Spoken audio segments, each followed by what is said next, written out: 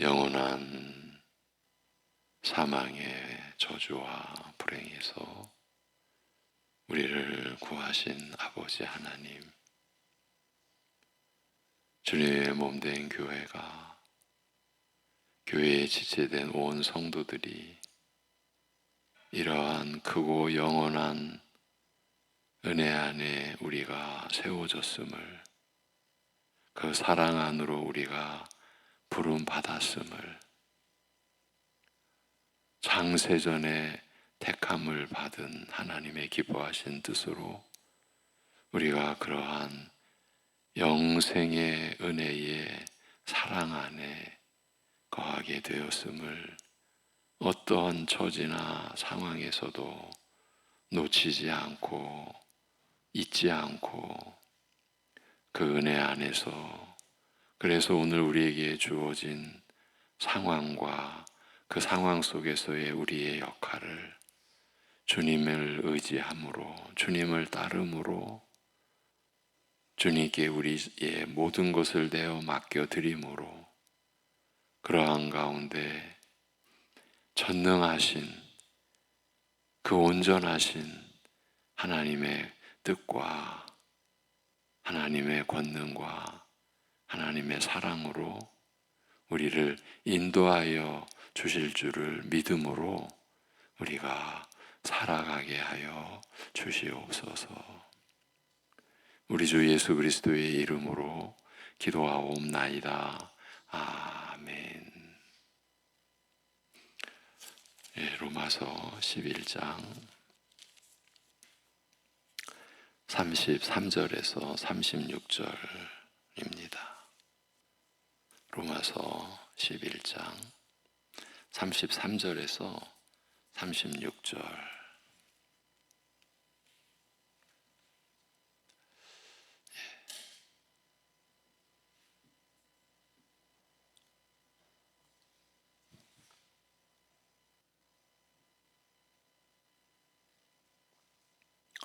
로마서 11장 33절에서 36절 같이 보시겠습니다. 깊도다 하나님의 지혜와 지식의 풍성함이여, 그의 판단은 헤아리지 못할 것이며 그의 길은 찾지 못할 것이로다. 누가 주의 마음을 알았느냐? 누가 그의 모사가 되었느냐? 누가 주께 먼저 드려서 갚으심을 받겠느냐? 이는 만물이 주에게서 나오고 주로 말미암고 주에게로 돌아감이라. 그에게 영광이 세세에 있을지어다. 아멘.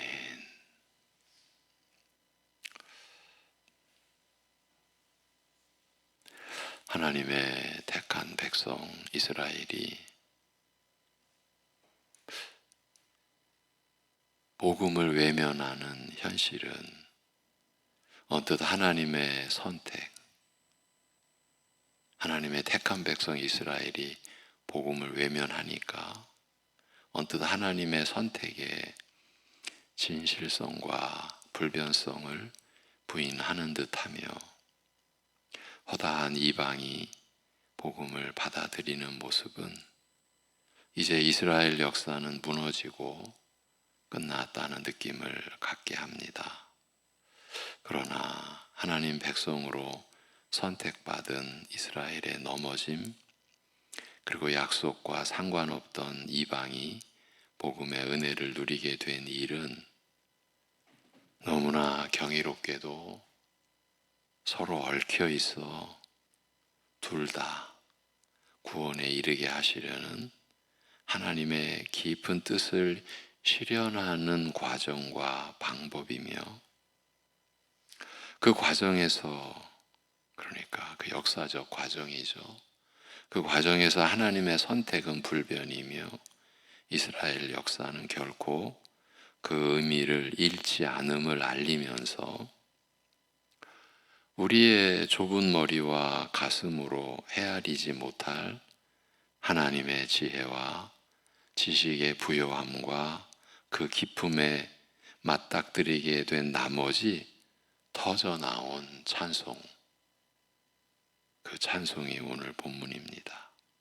오 깊도다 하나님의 지혜와 지식에 부요하며 그의 판단은 헤아릴 길이 없으며 그의 길은 발견할 수 없도다. 누가 주의 마음을 알았으며 그의 모사가 되었느냐. 누가 주께 먼저 드려 그로 갚으시게 하겠느냐. 만물이 그로부터 나오고 그를 통하여 그에게로 향함이라. 영광이 그에게 영원토록 있을지어다. 아멘. 이 찬송이 이렇게 참으로 우리의 좁은 머리와 가슴으로 헤아리지 못할 하나님의 지혜와 지식의 부요함과 그 기쁨에 맞닥뜨리게 된 나머지 터져 나온 찬송인 것입니다.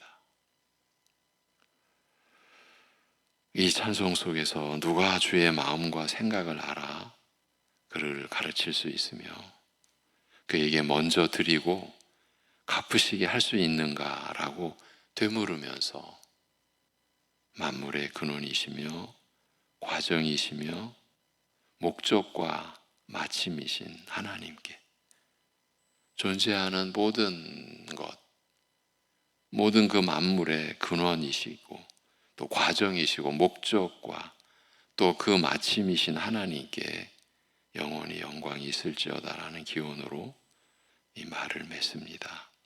이렇게 로마서 11장의 말씀이 마무리됩니다.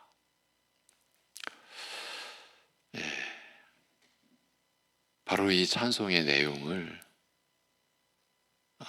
더 묵상하고자 하는 뜻을 그냥 내려놓을 수가 없었던 것 같습니다. 그래서 한 번이라도 더 살펴보고자 한 것인데 어쩌면 어떤 큰 다른 기대나 무슨 다른 의도를 가졌다기보다 그저 이 찬송의 말씀 앞에 더 나아가고 싶었기 때문이었던 것 같습니다. 우리가 며칠 전 11장까지의 말씀을 이 어려운 참으로 우리가 감당할 수 없는 이 내용을 더듬어 몇 개월 동안 살피면서 작년 말부터죠. 그렇게 살피면서 마무리를 했는데도 지금 그대로 닿지 않고 제가 계속 이렇게 보는 것은 인간적으로 말하면 너무 아쉽다. 이 찬송의 말씀 앞에 더 머물고 싶다. 그런 마음입니다. 달리 말하면 하나님이 어떤 분이신지를 역사적으로 입증해내고 그 하나님 앞에서 찬송과 경배를 올리고 있는 말씀 앞에 그저 머물고 싶다고 할까?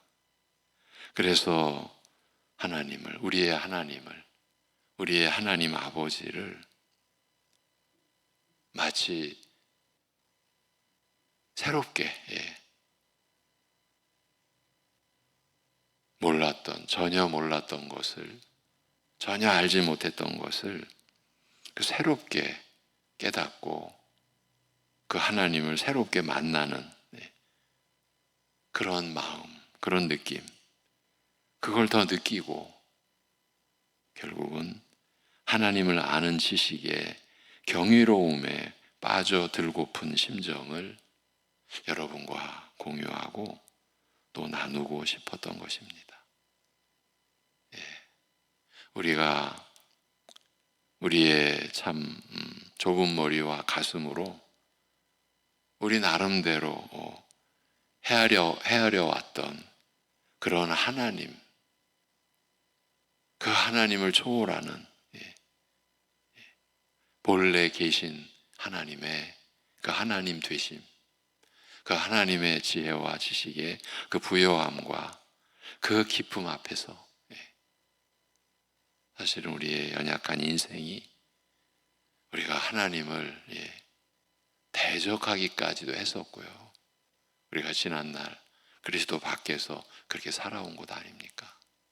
그리고 우리가 그리스도 안에서조차도 우리가 하나님을 알고 하나님을 예배하는 믿음으로 산다고 하는 중에도 우리는 하나님을 모세 시대의 이스라엘이 그토록 모세를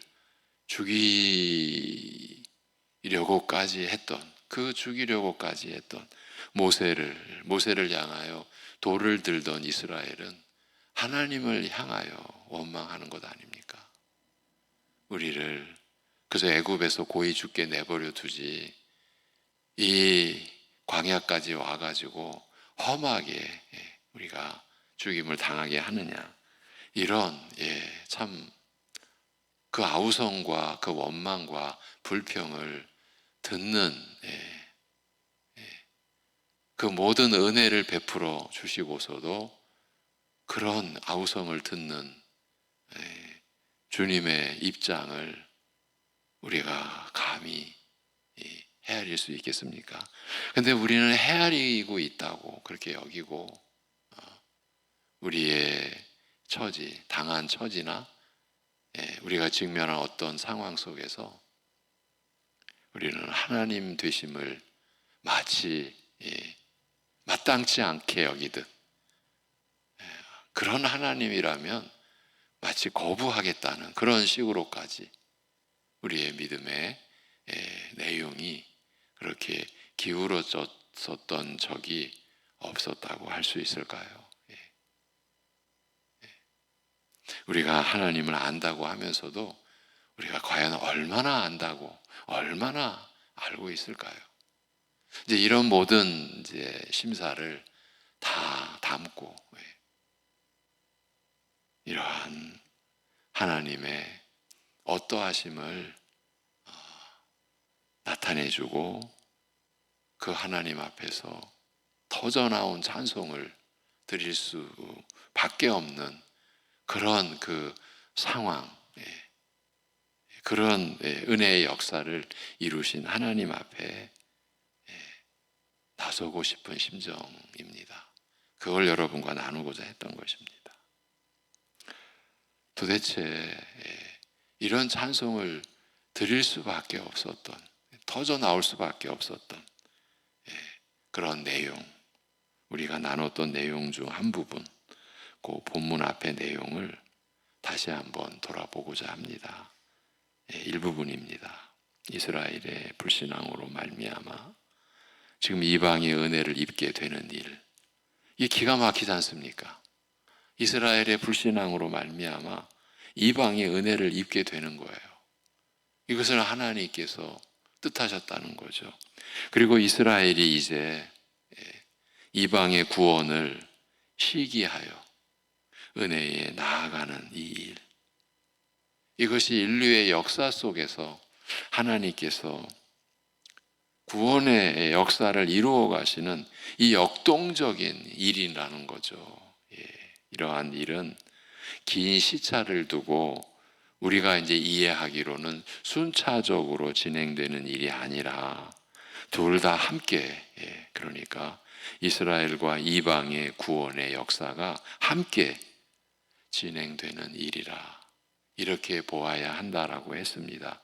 이럴 경우, 그렇게 우리가 보고 이해할 경우 이스라엘이 이방의 구원을 시기하여 불신앙에서 돌이키는 일이 유대인과 이방인이 다 함께 그리스도 안에서 믿음으로 하나 되어 형성하는 새 이스라엘, 내지 확장된 이스라엘과 충돌을 일으키거나 독립된 별도의 역사로 계속 이어지면서 긴장과 혼란을 초래하는 것을 피할 수 있으며, 오히려 유대인과 이방인이 함께 믿음으로 하나가 되는 일의 일부가 되거나 그 일을 이루는 한 가지 방식이 될 수 있는 것이라고 우리가 말씀을 나눠왔습니다. 어제 우리 구역 공과에서 종말의 징조가 주제였습니다. 그 종말의 징조 중에 유대인의 구원, 이 내용이 들어갑니다. 예. 자신들의 역사, 택함을 받은 민족의 역사 속에서 메시아가 오시리라. 그리고 그 메시아가 자신들의 그 역사적 혈통 안에서 오셨는데 그 메시아를 십자가에 못 박아 죽임을 당하게 한 그 이스라엘이 돌아오는 거죠. 예. 이것이 종말의 징조다. 예. 지금 우리가 그 내용을 보고 있는 겁니다. 그러면서 11장 28절에서 복음으로 말하면 너희를 인하여 원수가 된 자들이며 선택으로 말하면 조상들을 인하여 사랑을 입은 자들이라. 참, 이 앞뒤의 문맥 그리고 이스라엘의 역사의 그 역사적인 그 상황과 그 과정을 우리가 알지 못하면 지금 방금 읽어드린 28절 11장 28절의 이런 내용은 도저히 받아들일 수 없는 이해가 안 되는 내용들이죠. 복음으로 말하면 너희를 인하여 원수가 된 자들이며 지금 이스라엘과 이방의 관계를 놓고 하는 말입니다. 그런데 선택으로 말하면 조상들을 인하여 사랑을 입은 자들이라 이스라엘이 이렇다는 거죠. 이는 하나님의 은사와 부르심에는 후회하심이 없습니다.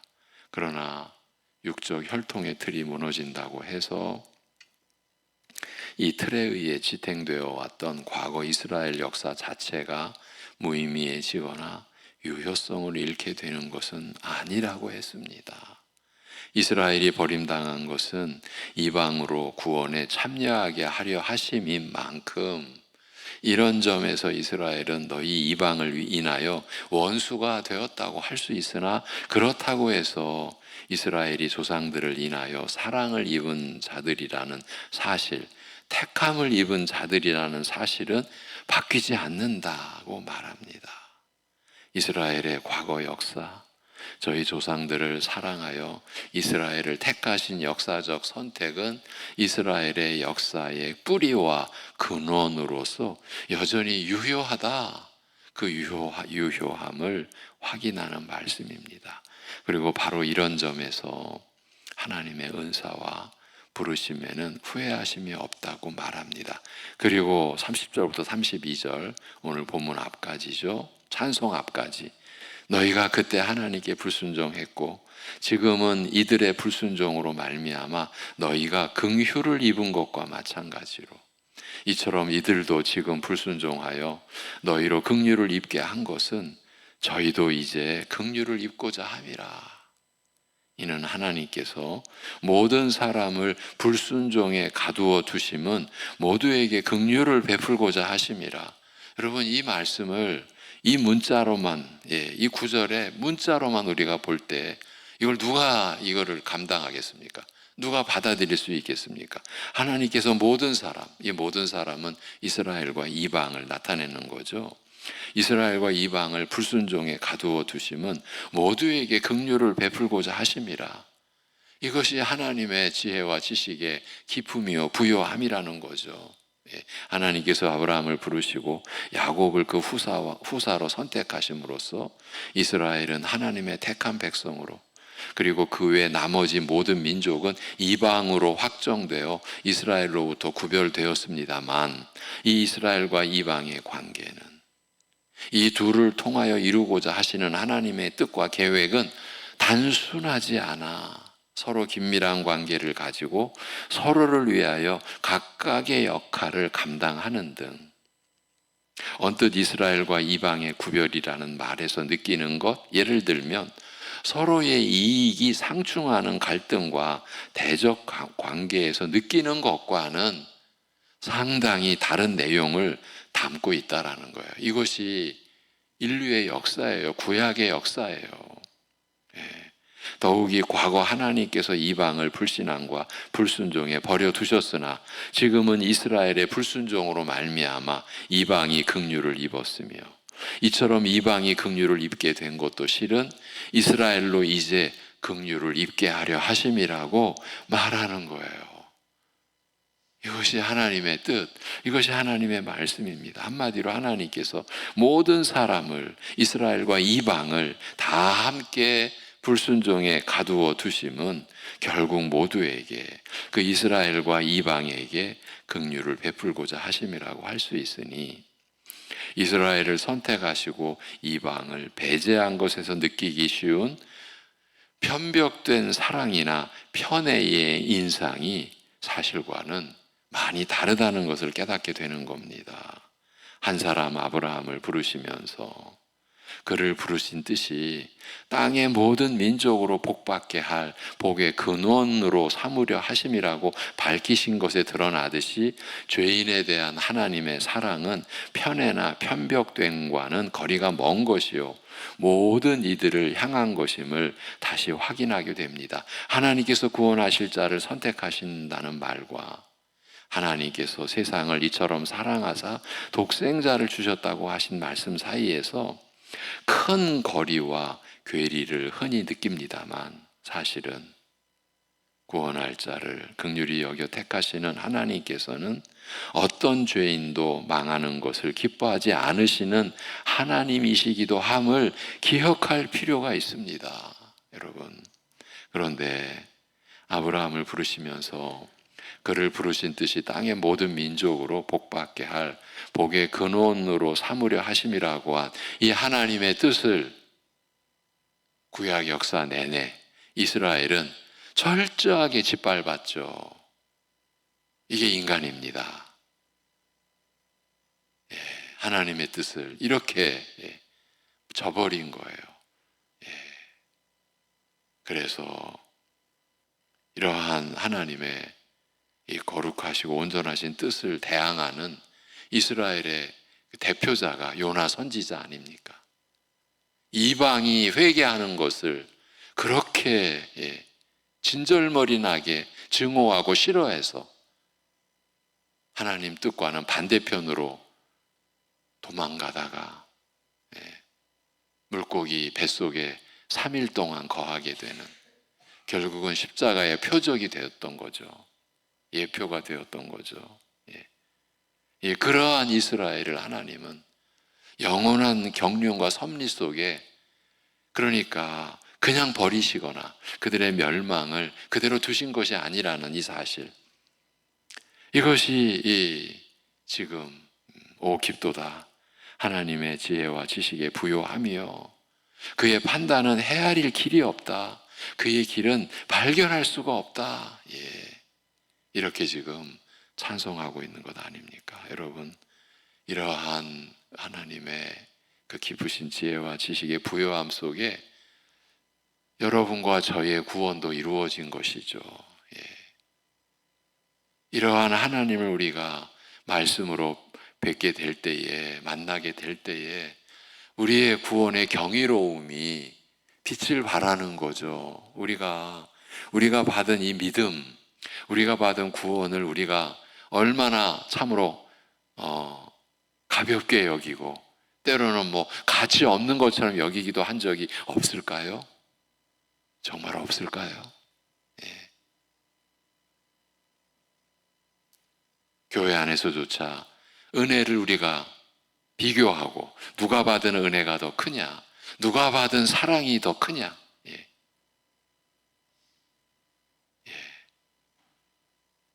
여러분이 제 앞에, 여러분 중에 어떤 분이 제 앞에 나와서 왜 누구는 더 그렇게 크게 사랑하시고 나는 왜 이렇게 초라한 사랑을 하십니까? 그 한 분의 외침이, 아우성이 우리의 외침이죠. 우리 속에 있는, 내재되어 있는 불신앙의 모습이죠. 1년을 2년을 붙들고 정기적으로 만나면서 진리를 전해도 결국은 받아들이지 않더라고요. 저의 무능함을 처절하게 느꼈던 그런 기억도 있습니다. 하나님의 말씀은 하나님이 하시는 일이구나. 오직 하나님의 능력으로, 성령의 능력으로만이 되어지는 일이구나. 여러분, 그런데 이 본문 찬송을 한 번이라도 더 살펴보고자 한 것은 이런 심사의 이면에는 사실 현실적인 요구도 담겨 있습니다. 지금 살아가는 현실 속에서 하나님의 뜻을 헤아릴 수 없는 그런 일들을 우리는 종종 직면하기 때문입니다. 그럴 때 그런 자리에서 믿는 자인 우리는 하나님의 뜻을 여쭙게 됩니다만 그 누구도 속 시원한 답을 제시하지 못합니다. 바로 엊그제도 제가 구체적인 상황은 여러분에게 말씀드릴 수가 없습니다. 바로 그러한 상황. 하나님의 뜻은 뭘까요? 왜 저에게 이런 일이 일어나야만 할까요? 이렇게 묻는 한 영혼의 질문 앞에서 목사인 저도 유구무원, 입이 있으나 뭐라고 그 영혼, 그 심령을 붙들어줄, 위로할 말을 못하는 거예요. 아니, 할 말이 없는 거예요. 하나님의 뜻 앞에서.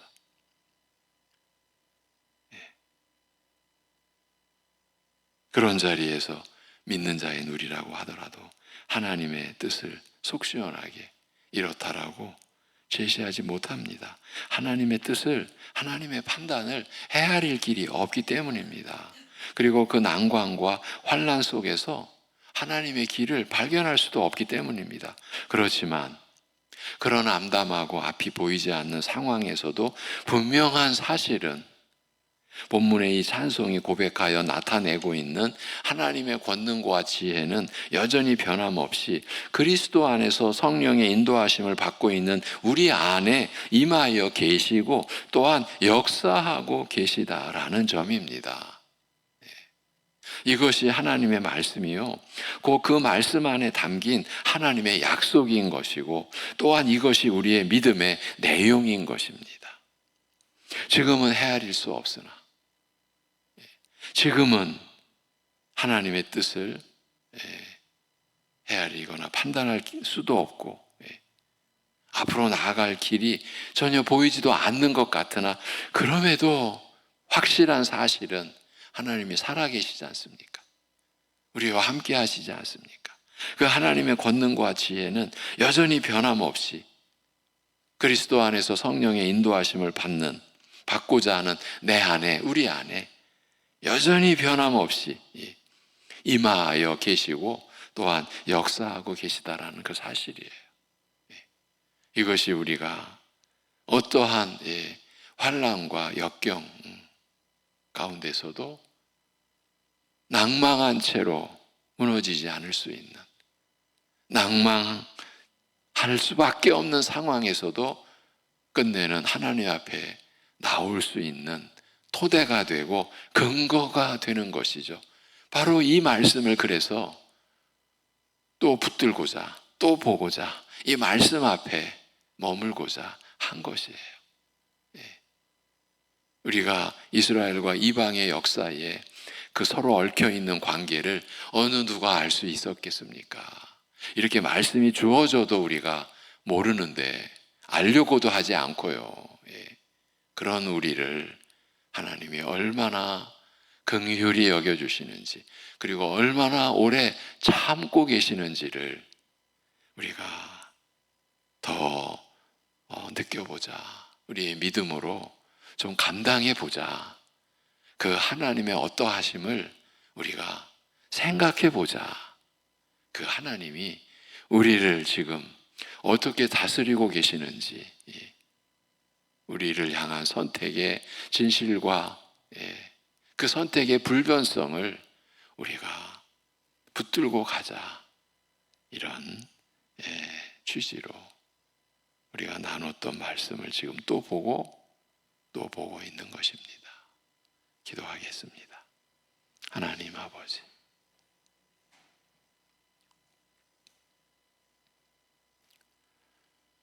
이렇게